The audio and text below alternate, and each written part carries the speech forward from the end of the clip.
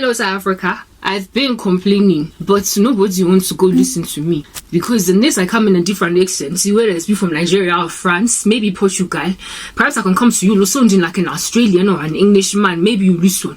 Because the moment I speak Zulu, you throw me in a ball. You throw me in some kind of a hot fantasy, because you think that me, I'm Shadrach, Meshach, and Abednego. Me no go wear no asbestos suit. I don't understand anything about lion's teeth. So no go to me, no lions then like Daniel, but you do it anyway. I'm going home.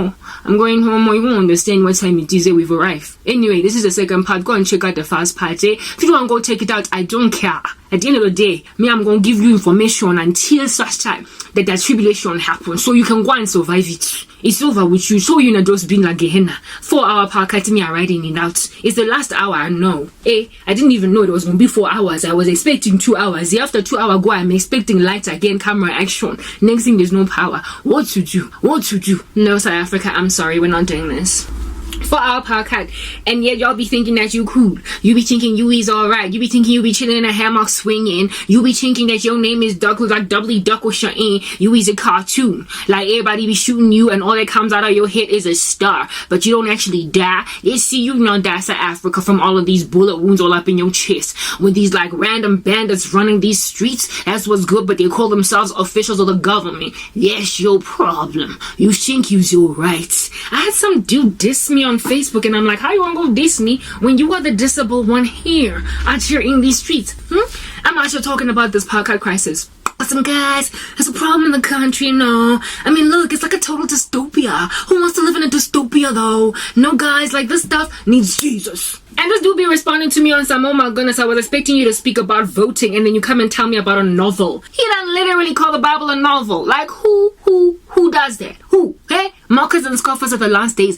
I was like, no wonder me I no go listen to comment on YouTube. No wonder I no go check notification on TikTok. Or me I no go hear rubbish. Because people over here in these streets are going rubbish. They speak it 24 hours a day. Almost as if there's like music to the ear. The way they speak so much. I think people are going to bob their head or sway left to right from listening to rubbish. Instead, all you do is just shoot people dead with your stupid words. Here in Lazo's silly guy. Speaking nonsense to a woman that's already in a lot of pain. Trying to put like a little bit of a band-aid on my broken heart. And then he goes and like, bombs me with that stupid comment. I regretted reading it, but not before I realized it was you. No, that's why we go 4, 5, 10, 20 hour power cut in South Africa. That's why we got this problem going on. When people tell you what is the solution to your strange situation, there's pandemonium all over the show that's wreaking havoc in all of y'all's general constitution, you in denial. You be like, God, please, like, girl, like, spare me, you and your Jesus. And I'm like, you know what? I get the step and bounce, or I will get the step and I will bounce. I will make like Lot. I will dust my feet off, and you will then be Sodom and Gomorrah. That's what's good. Because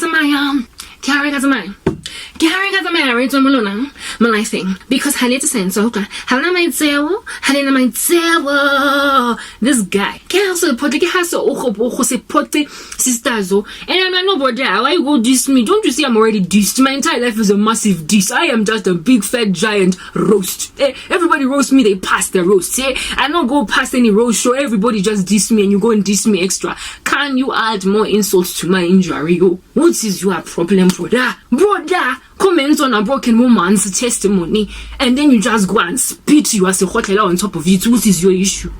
Telling me that I am speaking about reading a novel to fix the country. Dude be calling the Bible a novel. Imagine that. I mean, so much disrespect now, South Africa. I'm sorry. You got a problem, not me. You don't know God. The world has gone awry. Everything is falling all over the show. Projectiles are hitting the fan, and they're coming back to strike you in the heart. A dead, a code, a go to hell. That's what's good. That is what is happening. And then somebody tells me, oh my goodness, just when I was lingering on you for a very long amount of time because I thought you were like a total activist speaking about how we need to vote better to take the ANC out of power, you then tell me about some novel. And I'm like, but I'm 38 counting in years a history lesson as an airport. It's a history lesson and like as in plum. And I might say, this one you will listen to, because at the end of the day, you wait for me to get to the end before you diss me. So my man, 38, born in 1984, nama lifing. Tail end of apartheid, nna ke motho go bona grand shapo apartheid regime e exitwa nna se kile ka thoka ko tear gasing wa nkutlo se kile ka balega nna dithunya ko molapo ne tshwantse nna se kile mo lifing ka bona di black on black violence ko Merafi station nna ke motho go experience ke la bona ke motho go ba dana ke shebe television le nggono ka ga ba etsa Truth and Reconciliation Commission gane ke lenteng so wena wa go ba le 22 or 23 wa go tella dump yo stuzo nna mo metsring ya menasa e rena ke go bontsha grand shapo re di etsang akere e re ke go totlela about I was here, Mankutwa. I was here.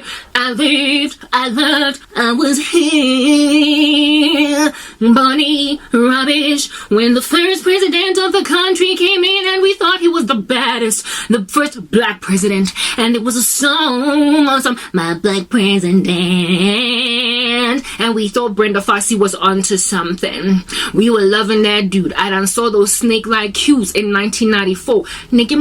I 94. First ever democratic election where everybody could vote up in this country. I was here. Might have not been able to vote. I was only 10 years old, but I lived, I loved, I was here. Me and my cousins, never can get little boregile because never kapilong hono.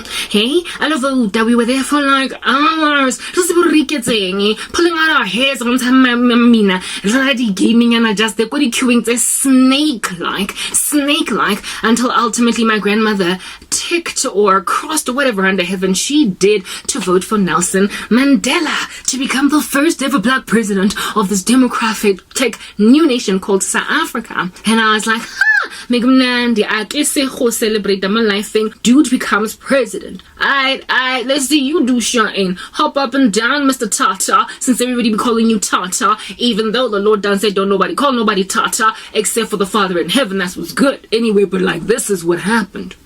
Nelson Mandela won't come into presidency and do nothing, no. He literally do nothing, no, except forgive a whole bunch of people that need not be forgiven, no. And they got away with money, they got away with evil, they went and squandered a whole bunch of money and then said, we don't know what happened to it, except they pocketed it. Okay, that's what's good. So they pay the oppressive regime's people to stay wealthy, and then they take like random buffoons and put them in positions of honor, having never been trained how to do life, how to do presidency, or even how to do government, following which they came up with all these laws all over the world, somewhere over the rainbow. There were all these laws that they came up with. Lovely.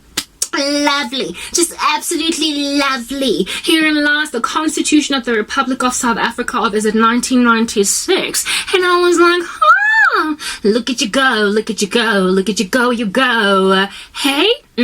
Gave everybody rights and said that everybody has a right to do everything, and then everybody was like, yeah, we got a right to do everything, man. Thank you, Mandela. You that dude. You've arrived. Thank you, man. And then he became a world famous Okie. Don't nobody dislike him. Everybody still thinks he's the baddest dude in the game. Naomi Campbell be thinking it's her granddaddy. Like, don't nobody speak a negative thing about Nelson Mandela. Except this is what he brought into this country, alright?